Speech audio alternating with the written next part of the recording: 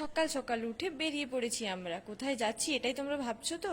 তো চলো আজকের ব্লগটা শুরু করা যাক।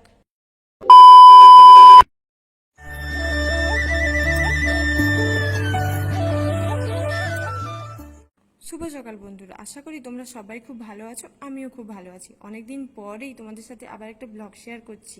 ভিডিওটা শেষ পর্যন্ত দেখার অনুরোধ রইল বন্ধুরা। আশা করছি আজকের ভিডিওটা তোমাদের সবার ভালো লাগবে। তো দেখো, সকাল সকাল উঠে আমরা সবাই মিলে রেডি হয়ে গেছি। তোমরা তো ভাবছো কোথায় যাচ্ছি, এখনো কেন বলছি না।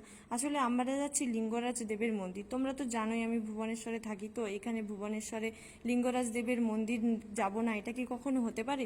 তো দেখো, আমরা চলে যাচ্ছি লিঙ্গরাজ দেবের মন্দির। তোমরা বাইরে থেকেই দেখাচ্ছি তোমাদেরকে। দেখো লিঙ্গরাজ দেবের মন্দিরটা, আসলে ভেতরে তো ফোন নিয়ে অ্যালাউ থাকে না, তো তাই জন্য বাইরেই তোমাদেরকে দেখাচ্ছি। আর এইদিকে দেখো, লিঙ্গরাজ দেবের যে ভোগ রান্না হয় সেই ভোগের রান্নার সব সামগ্রী যাচ্ছে।